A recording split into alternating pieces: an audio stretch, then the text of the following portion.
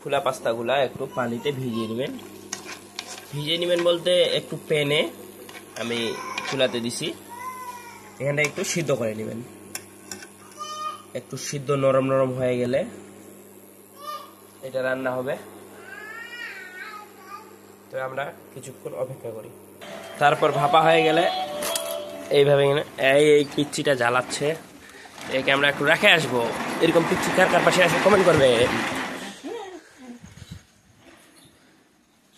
তারপর আমরা এটা একটু ভাপিয়ে নিব।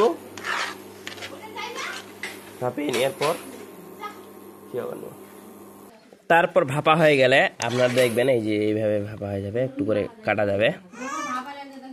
এই ভাপার পরে আমরা এটা একটু আলাদা পাতিলে রেখে দিব।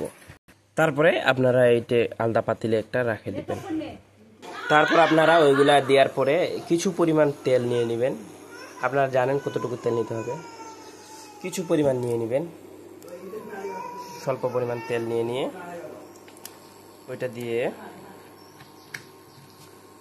আমরা এই যে পেঁয়াজ কুচিটা করছিলাম, যে পেঁয়াজ কুচিটা আমরা একটা পেঁয়াজ দিছি, এটা তেলের মধ্যে ছাড়ে দিব। ছেড়ে দেওয়ার পর এটা একটু হালকা করে নাড়ে নেব। তারপর পেঁয়াজ কুচিটা হালকা ব্রাউন হয়ে গেলে আমরা এই যে ম্যাগি মশলা, এটা সব জায়গাতে পাওয়া যায়, এটা আমরা দিয়ে দিব। আমরা ওই ম্যাগি মশলাটা দিয়ে হালকা নাড়াচাড়া করে নেব। হালকা নাড়াচাড়া করার পরেই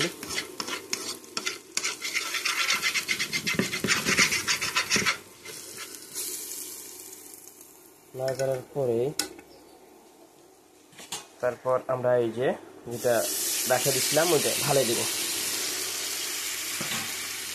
ঢালে দেওয়ার পরে নাড়াচাড়া করতে থাকবো করার পরে 5 থেকে 7 মিনিট নাড়াচাড়া করবো। তারপর নাড়তে থাকবো।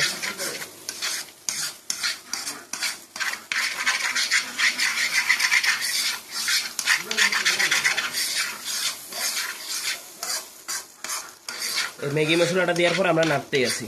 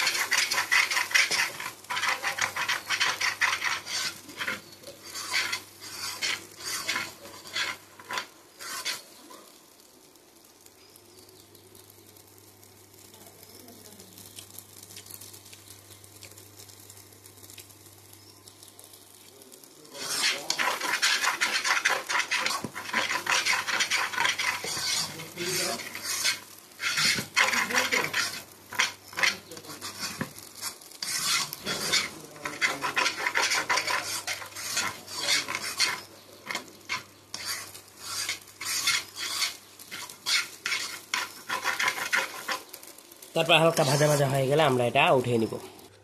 তারপর আমরা এটা উঠিয়ে নিব।